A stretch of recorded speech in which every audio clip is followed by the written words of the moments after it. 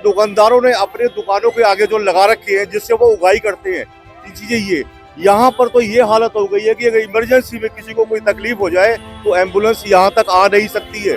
किसी को फ्रैक्चर हो रहा है, किसी को कुछ हो रहा है, रोज की चोट लगती है। काफी इंक्रोचमेंट की समस्या है जो मुझे काउंसिलर साहब ने भी बताई है और यहाँ के नागरिकों ने भी बताई है, तो मैंने यहीं पर ऑन साइट ही डायरेक्शन दिया हुआ है। काफ़ी चीज़ों को आज नोटिस करा गया है, जैसे 15 नंबर की ड्रेन थी, एंक्रोचमेंट्स थी या फिर जो थड़े निकले हुए थे। और डिस्टर्ब टाइम्स का मैं धन्यवाद दूंगा क्योंकि मैंने पहले भी आपको यहाँ की सूचना दी है और उस पर आपने कार्रवाई करवाई है।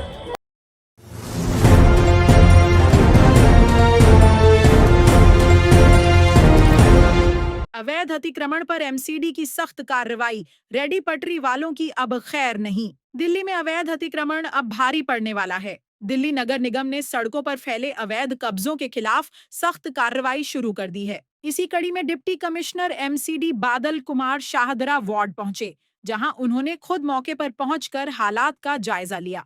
निरीक्षण के दौरान सामने आया कि इलाके में भारी अतिक्रमण, अंडरग्राउंड वाटर लॉगिंग और अव्यवस्थित पार्किंग के चलते सड़कों की हालत बेहद खराब हो चुकी है। हालात ऐसे हैं कि एम्बुलेंस और फायर ब्रिगेड जैसी आपातकालीन सेवाओं को मौके तक पहुंचने में गंभीर दिक्कतों का सामना करना पड़ रहा है। कई जगहों पर रेडी पटरी, दुकानों का बाहर तक फैलाव और सड़क पर खड़ी अवैध गाड़ियां समस्या की बड़ी वजह बन रही हैं। आज मैंने भरत गौतम जी के साथ में, वार्ड काउंसलर के साथ में मैंने इस वार्ड का दौरा किया है, तो इसमें जो समस्याएं इन्होंने बताई हैं उसको हमारी टीम पहले से भी काम कर रही थी, लेकिन अब उसको मैं थोड़ा सा अपने स्तर पर भी उसको मैं मॉनिटरिंग करके जो उसको एक्सपेडाइट कराऊंगा। जैसे अंदर वाटर लॉगिंग की थोड़ी समस्या थी गली नंबर 15 में भोलानाथ नगर में, तो उसमें वर्क अवार्ड शायद स्टेट में पहुंच गया है, तो अब उसको हम जल्दी कराएंगे।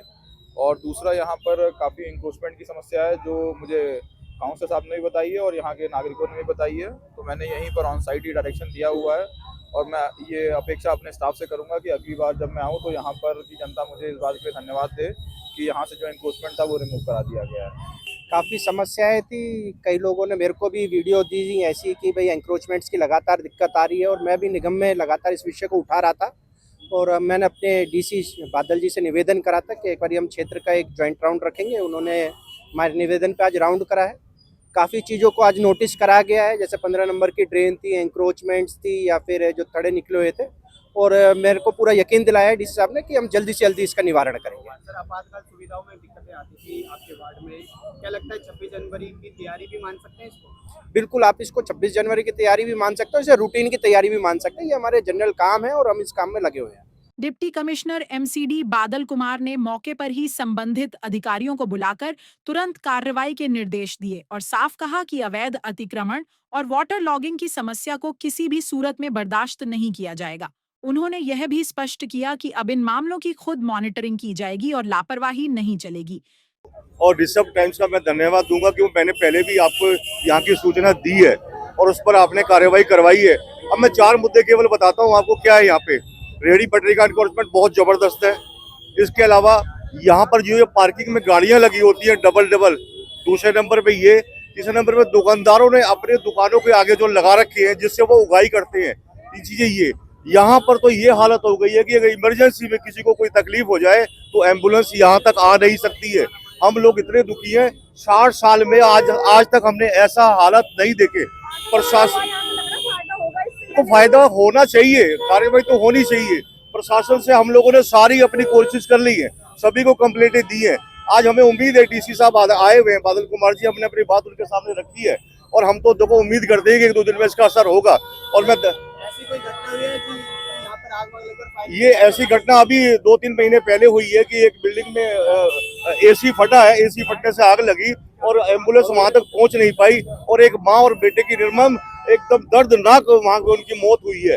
ये घटना अभी की अखबारों में भी आया था ये वाला सब। भरत जी के लिए यही कहा है कि अगर ये इसको जल्द से जल्द रिमूव करा देते हैं, लोगों की समस्या हल हो जाती है और उनकी परेशानियां कम होती हैं। क्योंकि लोगों को, किसी को फ्रैक्चर हो रहा है, किसी को कुछ हो रहा है, रोज की चोट लगती है, तो मैं उनका धन्यवाद तभी करूंगा जब वो इन चीजों को खत्म कर देंगे।